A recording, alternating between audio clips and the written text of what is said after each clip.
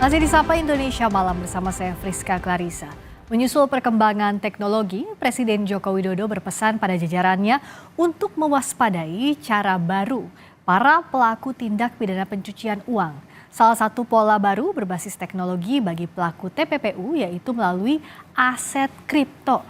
Presiden Jokowi mengungkapkan indikasi pencucian uang melalui aset kripto sebesar 139 triliun rupiah. Selain aset kripto, pelaku tindak pidana pencucian uang juga memanfaatkan beberapa instrumen aset virtual seperti non-fungible token atau NFT, uang elektronik, hingga artificial intelligence atau AI. Berbagai cara dilakukan pelaku kejahatan pencucian uang untuk menyamarkan hasil kejahatannya. Lalu apa saja temuan PPATK terkait indikasi tindak pidana pencucian uang lewat aset kripto? Dan bicara soal aset kripto ini, Saudara, Presiden Joko Widodo meminta jajarannya mewaspadai pola baru pelaku tindak pidana pencucian uang atau TPPU lewat aset kripto. Jokowi mengungkap indikasi pencucian uang di aset kripto mencapai 139 triliun rupiah.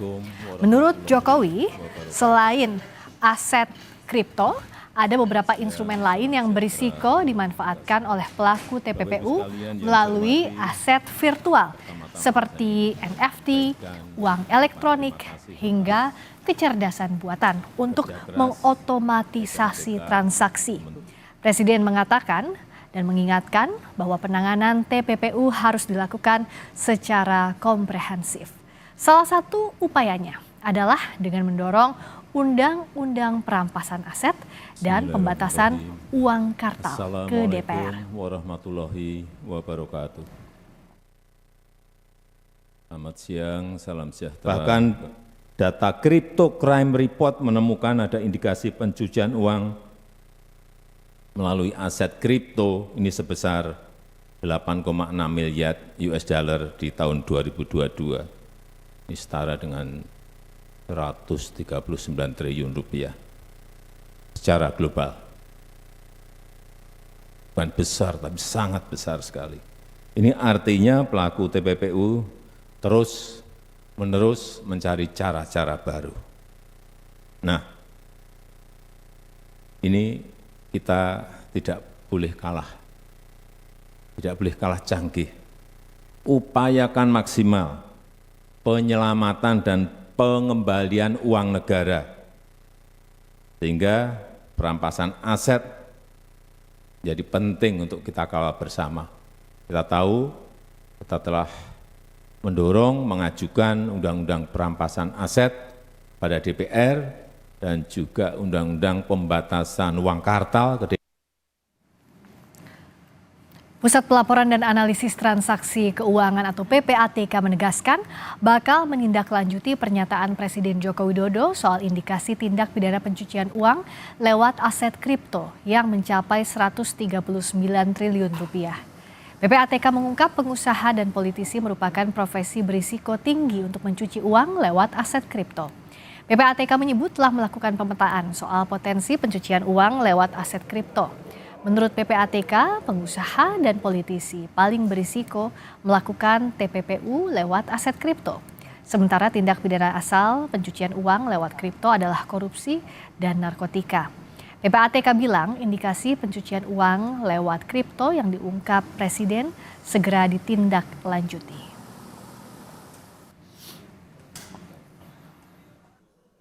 Tentu ya, apa yang disampaikan oleh Bapak Presiden pada saat 22 tahun PPATK, pada saat Presiden lecture kemarin di Istana bahwa ada indikasi 8,9 miliar US dollar atau setara dengan 139 triliun per tahun ya, dana global dari aset kripto itu terindikasi tindak pidana pencucian uang yang tentu PPATK akan tindak lanjuti. Dari sisi profesi, itu pengusaha dan political expert person itu menjadi pengusaha yang berisiko tinggi melakukan tindak pidana pencucian uang dengan menggunakan aset kripto. Sementara pemerintah mengungkap ada indikasi tindak pidana pencucian uang menggunakan aset kripto. Nilainya tak tanggung-tanggung, yaitu mencapai 8,6 miliar dolar Amerika Serikat atau setara 139 triliun rupiah. Dari data Badan Pengawas Perdagangan Berjangka Komoditi terungkap jumlah investor kripto di Indonesia terus bertambah. Pada 2022 ada 16,7 juta investor kripto dengan total nilai transaksi 306,4 triliun rupiah. Pada 2023 jumlah investor naik menjadi 18,51 juta, namun total transaksinya menurun ke 149,25 triliun rupiah. Di Januari 2024 ada 18,83 juta investor dengan total transaksi 21,57 triliun rupiah. Kemudian di Februari 2024 angkanya naik lagi menjadi 19 juta investor yang transaksinya mencapai 30 triliun rupiah. Lalu apa saja temuan PPATK terkait indikasi tindak pidana pencucian uang lewat aset kripto? Kita akan berbincang dengan PLT Deputi Analisis dan Pemeriksaan PPATK, Danang Trihartono. Selamat malam Pak Danang. Selamat malam Mbak Friska dan pemirsa semuanya. Terima kasih, selamat malam. Bicara soal pasca Presiden Jokowi mewanti-wanti soal adanya indikasi TPPU lewat aset kripto, PPATK bilang sudah menindaklanjuti. Nah, seperti apa bentuk tindak lanjutnya Pak? Karena jumlahnya besar sekali, 139 triliun rupiah. Ya, Mbak Friska dan pemirsa semuanya, jadi memang nilai 139 triliun seperti yang disampaikan Bapak Presiden itu adalah nilai secara global berdasarkan riset beberapa lembaga yang fokus tentang crime maupun pencucian uang terkait dengan aset kripto. Lalu yang kedua adalah tentu kami sangat memperhatikan dan serius menindaklanjuti arahan tersebut. Yang pertama adalah bahwa pedagang fisik aset kripto ini berdasarkan Undang-Undang 8 tahun 2010 tentang pencegahan dan pemberantasan tindak pidana pencucian uang itu dikategorikan sebagai pihak pelapor kepada PPATK. Jadi apabila mereka menemukan indikasi transaksi mencurigakan melalui pedagang fisik aset kripto tersebut, itu wajib melaporkan kepada PPATK. Nah, terkait dengan hal tersebut, tentu kami bekerja sama dengan Bapepti selaku lembaga pengawas pengatur saat ini dan nantinya berpindah ke OJK berdasarkan Undang-Undang P2SK, kami akan meningkatkan audit kepatuhan maupun terkait dengan pembinaan kewajiban pelaporan tersebut. Itu yang pertama. Yang kedua adalah bahwa secara sistem kami juga tentu harus meningkatkan kemampuannya. Dan kami sudah memiliki sistem yang bisa men-tracing pergerakan aset kripto tersebut dari satu exchanger ke exchanger yang lain.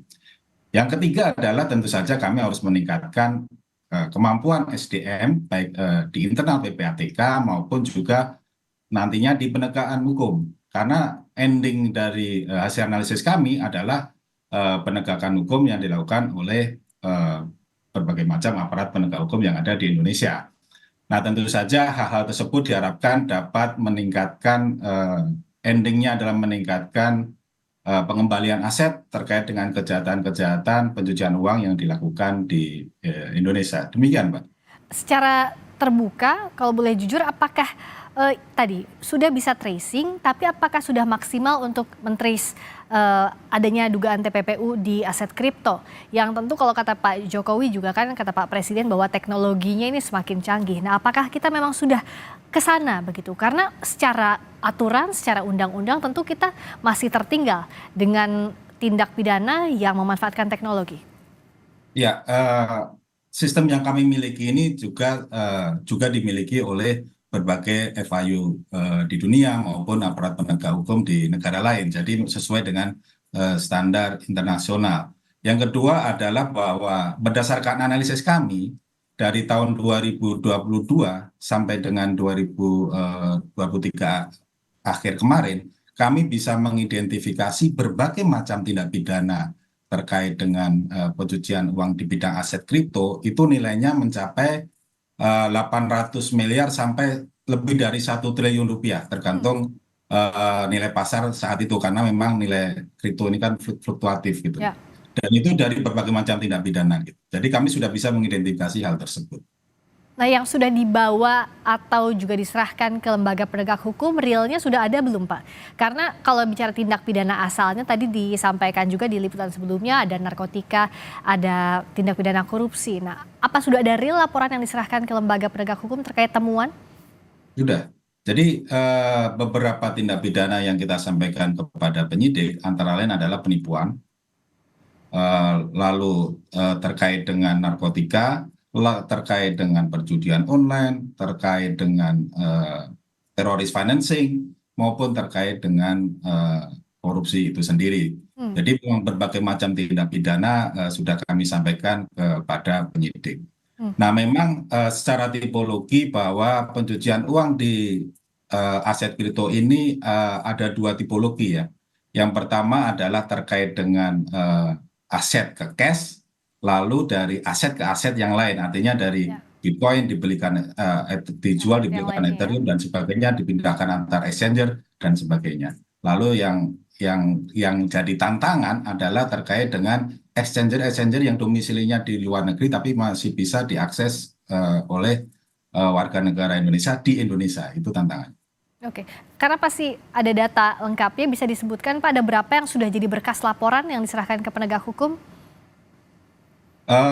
Terkait berbagai macam tindak pidana tersebut lebih dari 10 laporan ke berbagai macam penyidik sudah kami sampaikan, Mbak. Dan penyidik sudah beberapa kasus sudah dilakukan aset freezing, artinya mereka sudah berhasil melakukan pemblokiran maupun penyitaan terkait dengan berbagai macam tindak pidana tersebut.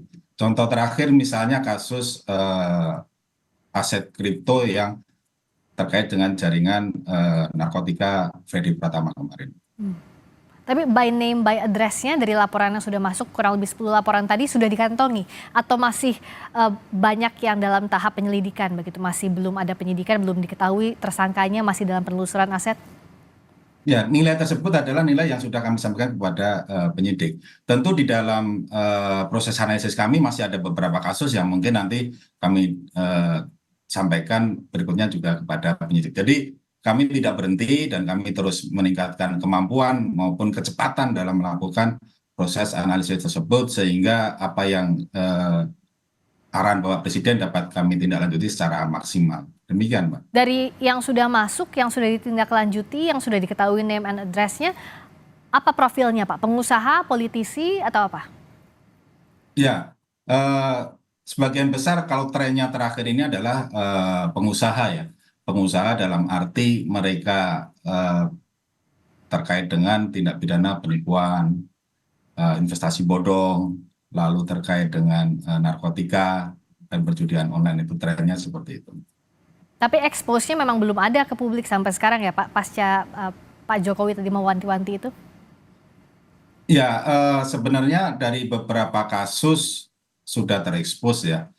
Ya, terkait dengan yang sedang kami proses tentu tidak dapat diekspos sampai nanti penyidik melakukan penyidikan lebih lanjut dan menemukan dugaan tindak pidana asal maupun tindak pidana pencucian uangnya. Yang jelas kami terus berproses dan terus meningkatkan kemampuan kami terkait dengan identifikasi maupun analisis pencucian uang di bidang aset kripto ini. Kita tahu betul kalau di payung hukum kita masih ada banyak ruang abu-abu untuk kejahatan yang melibatkan teknologi. Nah, untuk temuan tadi yang sudah berbentuk laporan diserahkan ke penyidik, apa saja pasal-pasal yang bisa disangkakan? Terutama untuk menjerat TPPU yang ada di aset kripto ini. Dengan pembuktian terbaliknya, apa saja yang bisa dikenakan, Pak?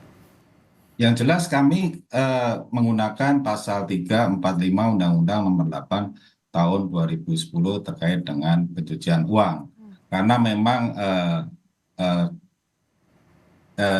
kriteria aset kripto ini agak spesifik, di mana di situ lebih mengarah kepada pemindahan aset ya. Sebenarnya tujuan utamanya adalah mempercepat pemindahan aset antara satu wallet ke wallet yang lain, bahkan ke private wallet maupun melalui peer to peer atau person to person. Nah, itu kecepatan inilah yang yang nanti diperlukan untuk semua tindak pidana ya, tindak pidana asalnya juga maupun tindak pidana pencucian uangnya. Demikian, Pak. Jadi semua tindak pidana. Tapi bisakah di-trace betul-betul Pak dari sistem yang tadi? Karena kan trafficnya juga tinggi di kripto, pindah dari wallet ke walletnya juga sangat cepat. Bisakah membedakan mana yang ada dicurigai merupakan TPPU, mana yang transaksi biasa saja begitu Pak di kriptonya? Ya, tentu saja ada istilahnya red flag atau ada indikasi transaksi seperti apa yang ini ada indikasinya pencucian uang. Itu yang pertama. Yang kedua adalah kami juga mendapatkan informasi dari FIU negara lain maupun sumber-sumber lain bahwa telah terjadi misalnya penipuan dari wallet ini di exchanger di luar negeri yang larinya ke exchanger di Indonesia. Nah, ini yang kami tindak lanjuti. Ada juga informasi misalnya yang baru kami proses itu juga ada misalnya child sex abuse ini juga sudah menggunakan aset kripto untuk transaksinya. Nah, hal baru seperti ini yang informasinya kami dapat dari berbagai macam sumber, baik di dalam negeri, penyidik, maupun dari luar negeri, FIU counterpart kami, maupun dari open source lainnya. Demikian, Pak. Karena lokusnya juga kan ini jadi tricky Ya. di ruang maya, apakah juga melibatkan katakanlah Interpol atau pihak lainnya untuk menyidik kasus-kasus indikasi TPPU, Pak? Nah, terkait dengan dalam koridor proses analisis, kami mempunyai kerjasama dengan FIU dari negara lain melalui Egmont Group on Money Laundering. Gitu. Jadi dari kerjasama tersebut kami saling bertukar informasi dan intinya adalah kecepatan bagaimana kita memfreeze. Jadi salah satu kewenangan PPATK adalah menghentikan transaksi terkait dengan dugaan adanya tindak pidana di bidang aset kripto ini. Sehingga apabila ada indikasi pencucian uang di situ, kami bisa menghentikan transaksinya melalui exchanger. Lalu selanjutnya kami sampaikan kepada penyidik untuk ditindaklanjuti lebih lanjut, apakah dengan pemblokiran maupun dengan penyitaan. Jadi intinya bahwa aset kripto ini tetap dalam koridor yang bisa kita awasi dalam hal ada indikasi tindak pidana dan bisa di tracing maupun bisa disita dan diblokir gitu. Ya. Jadi kuncinya adalah kecepatan di sini. Terakhir kan saat ini juga didorong undang-undang perampasan aset. Nah, bagaimana progresnya untuk mendorong kejahatan-kejahatan salah satunya yang ada di ruang maya seperti TPPU, indikasi TPPU di aset kripto ini, Pak? Nah, terkait dengan RUU perampasan aset sebenarnya itu adalah semua aset ya, semua aset yang ada indikasi tindak pidana di situ. Jadi bukan hanya terkait dengan aset kripto saja, tapi diharapkan dengan adanya undang-undang tersebut dapat memaksimalkan pengembalian aset hasil tindak pidana atau kerugian negara kepada penerimaan negara kita. Itu intinya seperti itu. Baik, terima kasih Pak Danang Trihartono. Semoga payung hukum kita juga proses hukum kita bisa mengejar teknologi yang tentunya Pak Presiden Jokowi juga tadi bilang saling berkejaran. Semakin banyak jenis tindak pidana dan juga ruang yang dilakukan. Terima kasih PLT Deputi Analisis dan Pemeriksaan PPATK Pak Danang Trihartono telah bergabung di Sapa Indonesia Malam.